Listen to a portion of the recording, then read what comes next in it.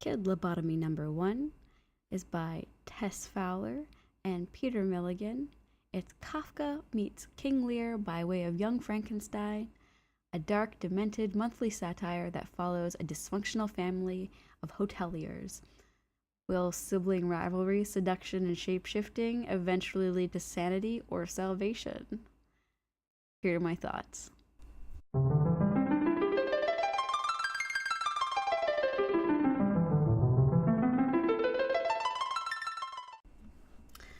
Good afternoon or morning, wherever it is where you are, comic book junkies.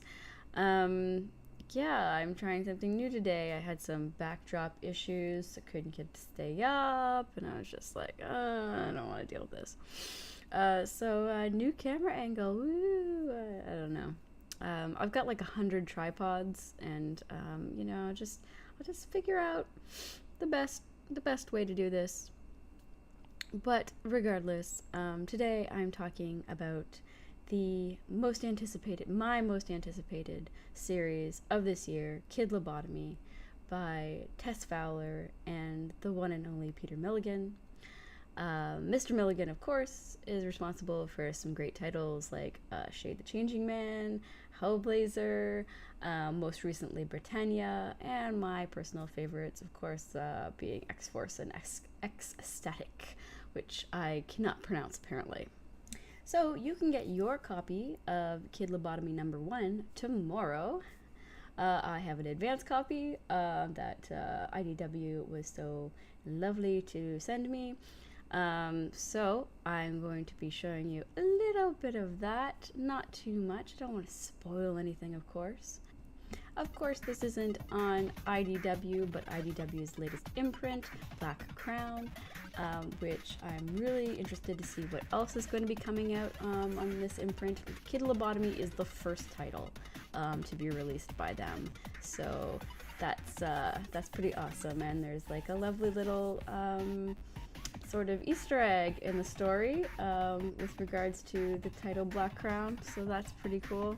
Let's just dive right into it, shall we? The topic of insanity, delirium, and broken reality is not an unwritten about topic for Mr. Milligan. Probably one of the reasons I love him so much. My own reality, being generally shattered and broken. I might be clinically insane. I don't even know. But I want to talk a little bit about Tess. First, her artwork, of course. Tess has the most refined and expressive artwork that I've seen in ages.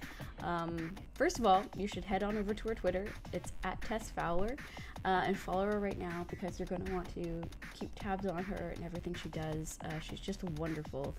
She's detailed and flexible.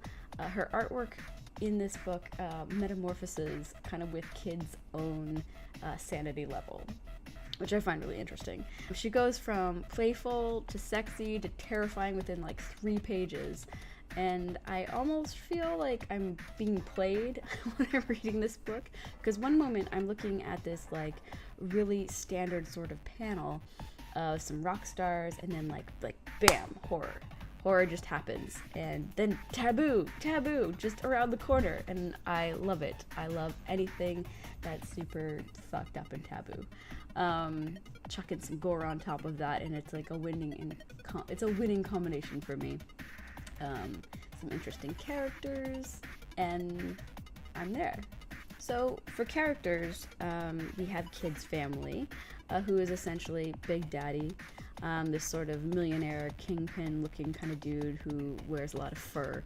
And then you've got his absolutely homicidally insane sister, who also seems to enjoy playing sexually with her brother, but we're not too sure about that part. Is it real? Is it in Kid's head? Is any of this real? I don't actually know, and it's very difficult to tell. I don't want to spoil the story, and luckily, like the beginning of any good series, there's a lot of mystery, so it's difficult to spoil. What is clear, despite all the breaking reality, is that the difference in what's depicted in the panel over what Kid actually tells you is quite the opposite, and so it's pretty clear that Kid's perception of reality can't be entirely trusted.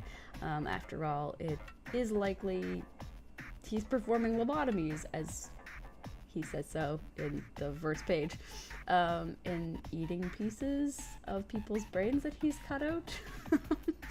And that doesn't, well, I don't know if that's true. That doesn't really get explained. That's just the first page. I feel like I'm safe in telling you what's on the first page, because from there you're in for a bit of a roller coaster.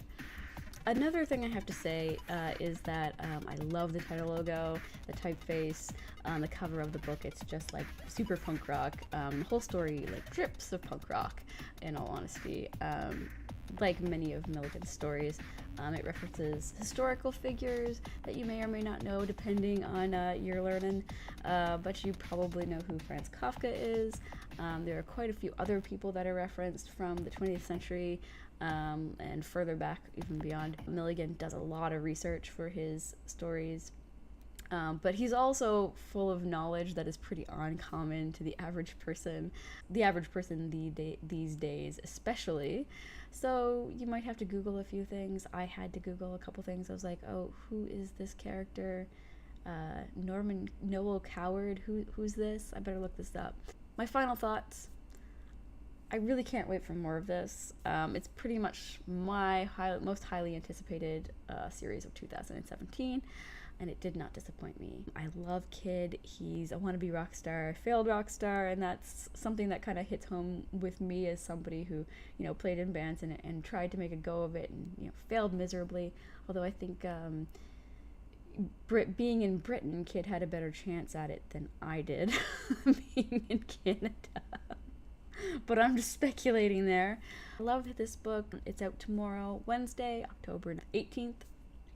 If you haven't added it to your pull list, get right on that and make sure it's there, because you haven't been listening to me, because I've been keep telling people, especially on Twitter, make sure you add Kid Lobotomy to your list. You got to be reading this. It's a beautiful book. I love the coloring as well. The coloring's gorgeous. It really sets the tone. Interesting characters, and I just need to know more about them. I know Peter Milligan is not going to disappoint me. He never does. So, everyone, please like and share this video on Facebook and Twitter, because it really helps me out, and subscribe to my channel for more comic book news and more comic book reviews and interviews. So I've got a great one coming up with Dan Slott about the end of Silver Surfer, and you know, until next time, read something good. Bye.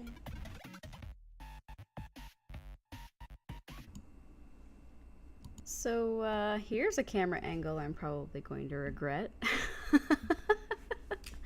Oh well. We'll see. I don't know what that popping sound is. I think that was my...